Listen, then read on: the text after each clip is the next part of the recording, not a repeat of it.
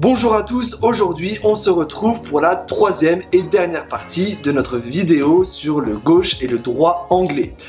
Si vous n'avez pas vu les deux précédentes, je vous invite à les regarder. Sinon, à titre indicatif, nous avions vu le droit et le gauche anglais sur la partie centrale de la bille et également sur la partie supérieure.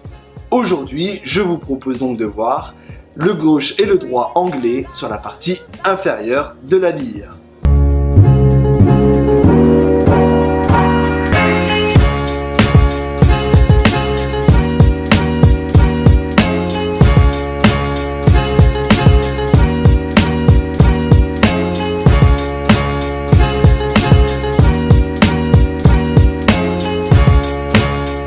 Comme les fois précédentes, vous devez vous imaginer une énorme bille qui ferait la moitié de la surface du billard.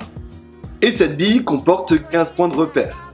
Si vous vous souvenez bien, quand on utilise la ligne centrale, si je veux placer ma bille au premier point, alors je tape sur le premier point de la bille.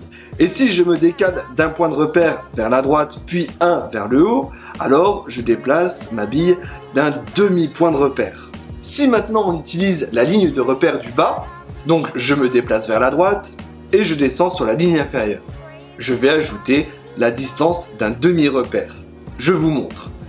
Je démarre au centre, je me décale d'un point vers la droite, puis d'un point vers le bas. Pour ce coup, je vais devoir frapper assez fermement pour pouvoir mettre de l'effet à la bille. Et la bille arrive bien à la distance d'un point et demi. Conclusion, lorsque vous percuterez la ligne inférieure, vous ajouterez un demi-point de distance. Vous ne doublerez pas la distance par 2, mais ajouterez bien un demi-point de distance. Et maintenant, attaquons-nous à la longueur du billard. En utilisant la ligne centrale, si je percute la bille au premier point de repère, alors elle se dirigera sur le deuxième point de repère du billard. Si je vise la ligne supérieure, alors la distance diminue d'un demi-point de repère. A l'inverse, si je vise la ligne du bas, j'ajoute un demi-point de distance. Vérifions cela ensemble. Donc, je me décale d'un point, je baisse d'un point, je percute, et effectivement, la bille se déplace d'un demi-repère supplémentaire par rapport au deuxième repère du billard. Et voilà, cette vidéo touche à sa fin et à travers ces 3 tutos, nous avons vu dans sa globalité le concept du gauche et du droit anglais. Petit conseil tout de même, lorsque vous pratiquez cet exercice, n'hésitez pas à bien mettre de la craie sur votre procédé au risque de faire une tonne de fausses queues.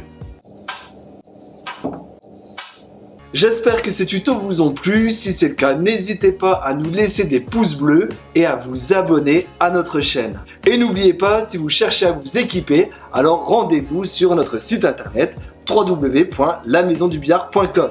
Je vous remercie et vous dis à très bientôt.